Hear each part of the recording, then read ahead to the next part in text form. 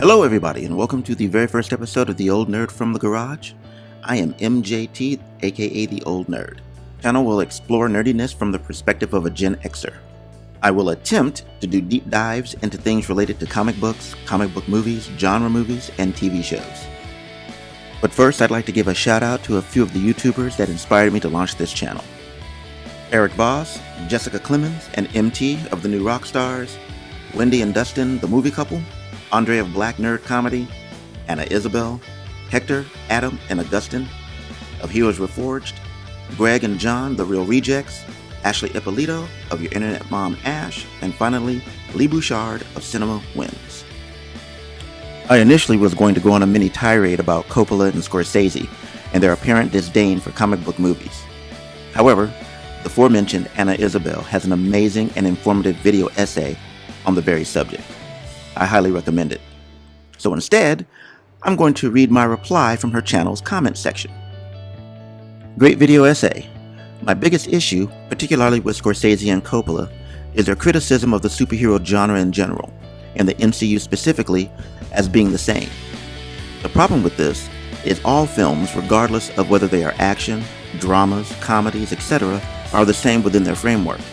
They follow a formula. Even Scorsese's films.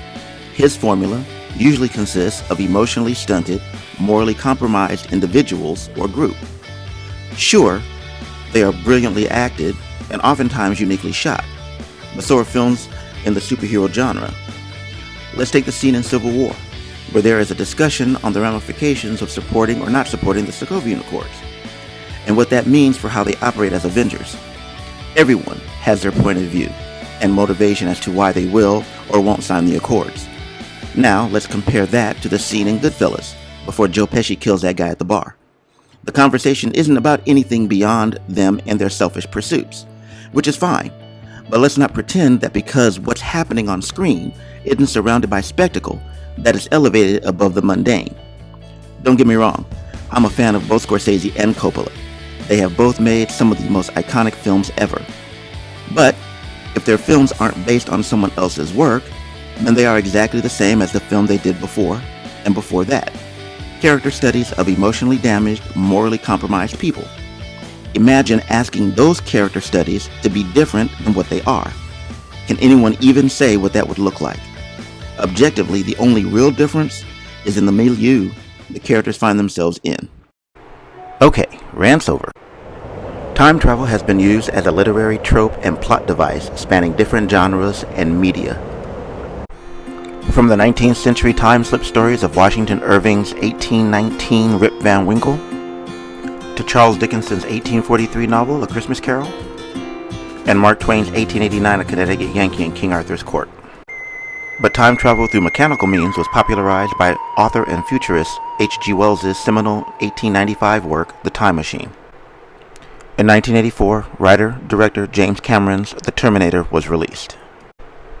It starred Linda Hamilton as Sarah Connor, Michael Biehn as Soldier from the Future Kyle Reese, and Arnold Schwarzenegger as the titular Terminator. It kicked off a time-jumping franchise that includes a better-than-original sequel, several not-so-memorable installments, and an underrated TV series called Terminator, The Sarah Connor Chronicles, starring Lena Headey as Sarah Connor, Summer Glau, a T-900 named Cameron, and Thomas Dekker as John Connor. The original Terminator sparked debate among geekdom with questions of paradoxes, manifest destinies, and whether or not we can make our own fate, affecting the future by changing the past. 18-year-old me and a friend of mine had a heated discussion about Sarah's interpretation of the events that found her pregnant with the savior of mankind. In recorded logs to John, Sarah asks, will it affect John's decision to send Kyle Reese to the past, knowing that he's his father? However, this scene between Sarah and Kyle kind of negates that theory. The general consensus is that it's a paradox, that John can only be born if he sends Reese into the past. I've had a theory about Terminator for quite some time, so bear with me, it might get a little confusing to those who don't pay attention. Okay, if Reese says to Sarah, John didn't talk about his father, it wasn't because John could only have been born if Reese was sent back. It's because Sarah told him through the tape recording she made. Because from Reese's perspective, John had a father before Reese was sent back. In sending Reese back, John created the circumstance for Reese to be his father, not that he could have only been born if Reese is sent back. Keep in mind that everything that follows is from Kyle Reese's perspective, and it goes a little something like this. In 1984, Sarah Connor is an average 19-year-old living her life. She has friends, a job, and a social life. In one of those relationships, she gets pregnant. Now, whether she gets married or the guy sticks around for a period of time before or after John is born is irrelevant. In 1997, Skynet becomes self-aware on August 4th at 2:14 a.m. Eastern Daylight Time and launches a nuclear strike, a date known as Judgment Day.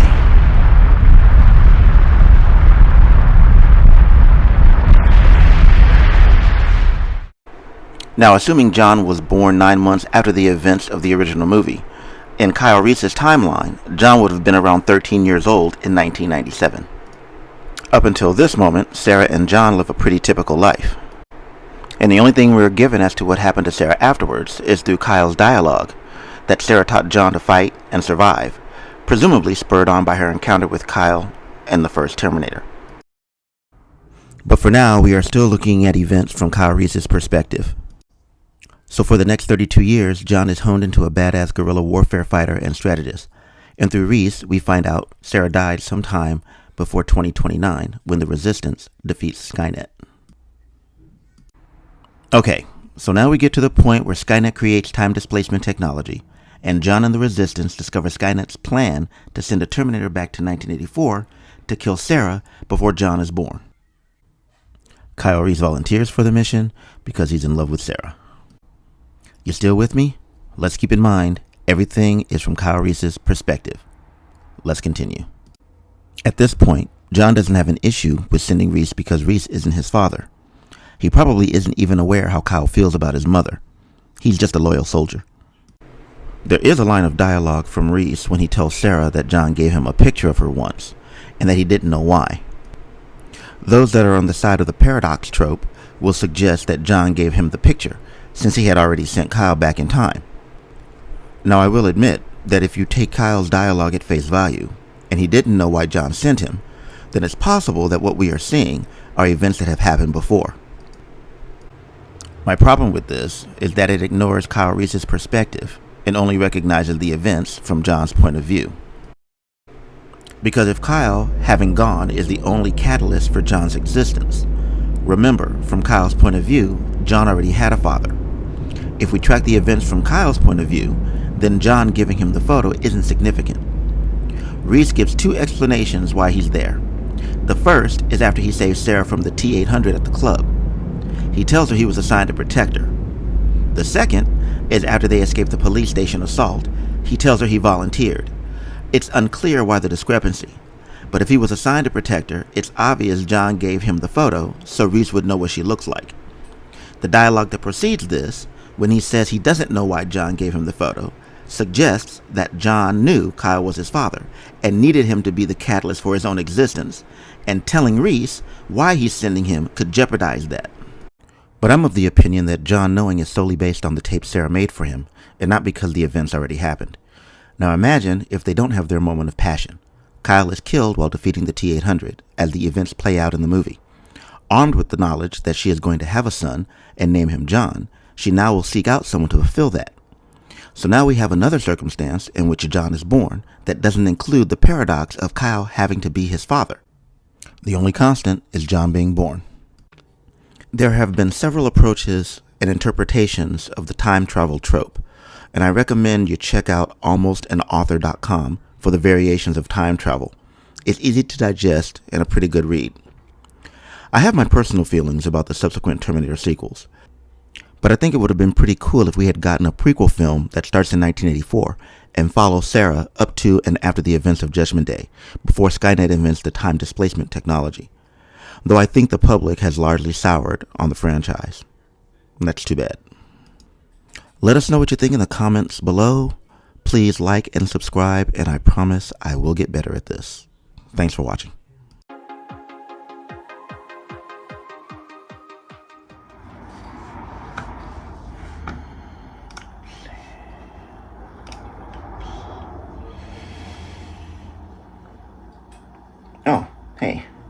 be catching up on a little bit of work. Real quick while I have you, thank you again for watching the video. I'm going to try to upload videos Monday, Tuesday, Wednesday, Thursday, and taking Friday off. So if you like the content, you'd like to see more of it, please hit the like button, the subscription button, and that notification bell.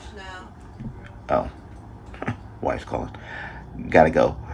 All right, as always, stay creative and peace.